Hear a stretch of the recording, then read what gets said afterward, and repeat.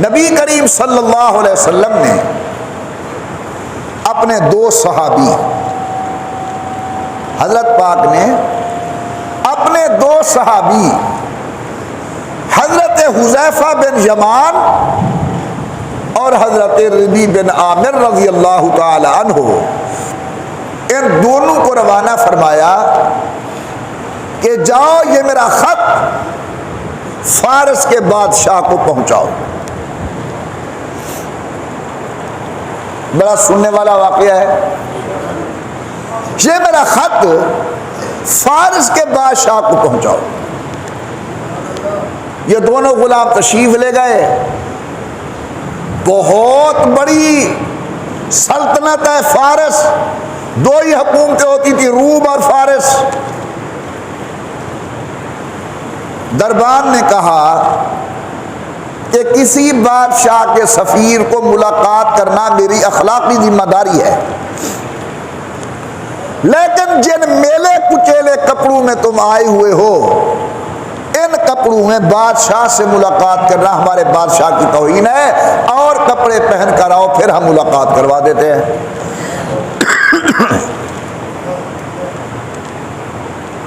इन्होंने कहा भाई हमारे पास और कपड़े नहीं है, यही कपड़े हैं हमारे पास, और कपड़े नहीं है, यही कपड़े हैं मेले कुचेले। हुस्न सूरत चंद रोजा हुस्न सीरत मुस्तकिल, हुस्न सूरत चंद रोजा हुस्न सीरत मुस्तकिल, इससे खुश होती हैं आंखें, उससे खुश होता है दिल। उन्होंने कहा हमारे पास और कपड़े नहीं, हमारे कपड़े तो यही है, मिलना भी जरूर है। अब उस दरबार ने दरमियानी रास्ता निकाला, कहता है अच्छा इस तरह करें कि हम आपको अपने कपड़े दे देते हैं, ये कपड़े पहनकर बादशाह से मुलाकात कर लो और फिर हमारे कपड़े वापस कर देना। तो इन दोनों साहबियों ने कहा कि हमारे आका ने हमें ये तरीका नहीं सिखाया, और कपड़े हैं नहीं, मिलेंगे इसी कपड़ों के अंदर, और कपड़े हमारे पास नहीं हैं, तुम्हारे कपड़े हम नहीं पहनते। बड़ी हैरानगी। तो ये अंदर गया, इसने जाकर इतला दी।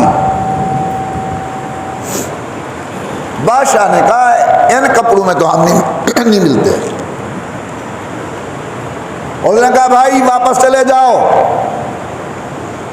हमारा बादशाह तुम्हारे मैले कपड़ों के अंदर तुम्हें मिलने के लिए तैयार नहीं है। जब ये बिल्कुल बेआस हुए तो एक सहाबी ने, क्योंकि तलवार साथ ले जाना वहां का एक तर्ज और कल्चर था, सहाबी ने अपनी उस तलवार को यूं हाथ लगाया।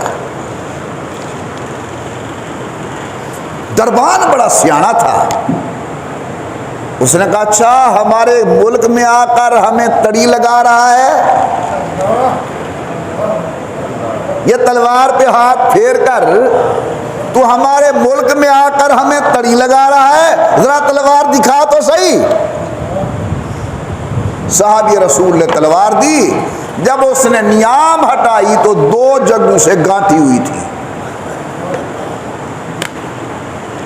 दो जगहों से गांठी हुई थी। अब वो ताज्जुबन मुस्कराया और मुस्करा के कहता है इसी टूटी और गांठी हुई तलवार से तू हमारे मुल्क को फतह करेगा।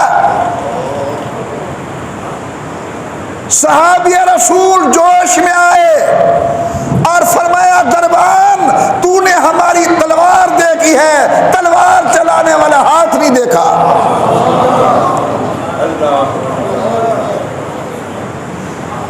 उसने जाकर बादशाह को कहा फकीर है, तलवार टूटी हुई है, ये जुमले कहते हैं।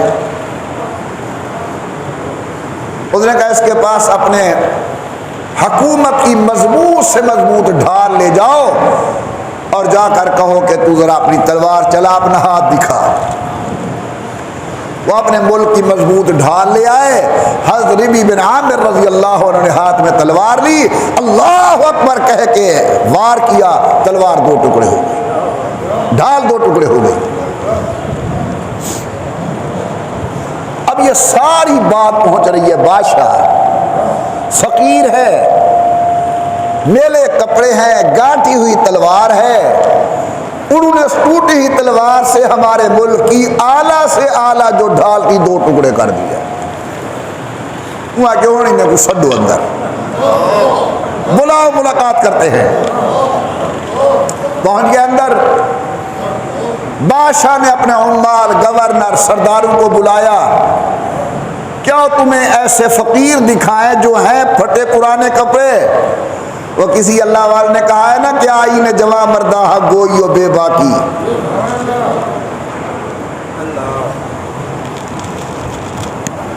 उसने कहा है फकीर, लेकिन हमारी मजबूत ढाल को गांठी तलवार से तोड़ दिया है, काट दिया है।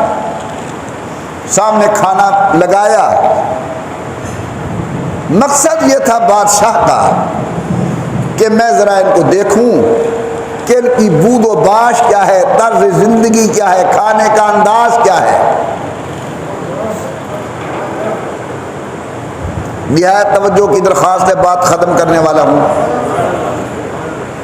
सामने खाना लग गया, ये सहाबी खाना खाने लगे, बादशाह सामने बैठकर देख रहा है, उम्माल देख रहे हैं, गवर्नर देख रहे हैं। कुदरतन एक लुकमा गिर गया। सुन्नत ये है कि अगर नीचे दस्तरखान पाक हो तो गिरा हुआ लुकमा आप उठाकर खा लें। सहाबी ने वो लुकमा उठाया और खाने लगा। साथ बैठे हुए आदमी ने कोहनी मारी, उसने कहा बादशाह तुम्हें देख रहा है और इनकी तहजीब के अंदर गिरा हुआ लुकमा उठाकर खाना बुरी बात है, न खाओ। बस जिसके लिए मैंने ये सारा वाकया पेश किया है वो जुमले अब आने को है। न खाओ, इनकी तहजीब के अंदर गिरा हुआ लुकमा उठाकर खाना बुरी बात है। पिछले जुमे वाला जुमला फिर कह रहा हूं कि मैं गरीब आदमी हूं, वरना दिल चाहता है कि सोने का कलम हो, जवाहरात की तख्ती हो और हुजूर के गुलाम के ये जुमले मैं लिखूं। सुनकर कहने लगा, ओ मियाँ अतरो को सुन्नत हबीबी लिहाउलाइल हुमका, मैं इन पागलों की वजह से यार की सुन्नत को छोड़ दूं? कहो सुभान अल्लाह। अपने आका की शान सुनकर कहो सुभान अल्लाह, और बुलंद आवाज से कहें सुभान अल्लाह। ये जो आज दीन बचा हुआ है इसके अंदर मेरा कोई किरदार नहीं, ये उन मुकद्दस लोगों का किरदार है जिन्होंने सब कुछ गवारा किया लेकिन सुन्नत ऊपर हाथ नहीं आने दिया। आतरों को सुन्नत हबीबी लिहाउलाइल हो मकाम, मैं पागलों की वजह से यार की सुन्नत को छोड़ दूं? जिन्हें तुम तहजीब याफ्ता समझकर नबी की सुन्नत को छोड़ते हो, नबी के सहाबा उन्हें पागल समझकर नबी की सुन्नत को अपनाते थे। खाना खा लिया, बादशाह ने बुलाया, क्या कहना चाहते हो? और गाल सुनो जरा, सुनना चाहिए। बादशाह खुद बैठ गया कुर्सी पर, फारस का बादशाह है, कोई मामूली बात नहीं। दोनों सहाबा को खड़ा किया अपनी दरबार में, जी क्या कहना चाहते हो? हुज़ैफा बिन यमान ने कहा कि हम कोई मामूली लोग नहीं हैं, एक बादशाह के कासिद हैं। हम तेरे साथ बात करेंगे बराबरी की सतह पर। अगर हमने खड़े होकर बात करना है तू भी खड़ा हो जा और बात सुन, और अगर तू बैठकर सुनेगा हमारे लिए कुर्सियां मंगवा, हम बैठकर बात करेंगे। उसने कुर्सियां मंगवाई। सहाबा किराम ने इमामुल अंबिया सरकार दो आलम का खत मुबारक दिया। नाराज हो गया बादशाह, क्या लगा तुमने बड़ी मेरी तौहीन की है, मुझे कहते हो कि हमें खड़ा होकर बात कर। बतौर सज़ा हज़रत रबी बिन आमिर रज़ी अल्लाह ताला अन्हु के सर पर उसने अपने मुल्क की मिट्टी का टोकरा रखवाया और कहा यह सज़ा है, सर पर रख के जाओ। मैं गुनाहगार हूँ, मेरी नज़र कुछ देखती है, वो अल्लाह के वली थे, उनकी नज़र कुछ और देखती थी। जब मिट्टी का टोकरा सर पे रखा तो हज़रत रबी बिन आमिर ने फरमाया देख ले, आज मिट्टी लेकर जा रहे हैं तेरे मुल्क की, कल तेरा मुल्क मोहम्मद के कदमों में होगा। फिर वो दौर आया हज़रत उमर रज़ी अल्लाह ताला अन्हु का कि फारिस के तख्त हज़रत उमर के कदमों में पड़े हैं। बादशाह की बेटियां कैद होकर मस्जिद नबी में बैठी हैं, उनके कालीन सहाबा किराम के पांव तले रौंदे जा रहे हैं। ये क्या था? हुजूर की सुन्नत पर अमल करने की बरकत थी।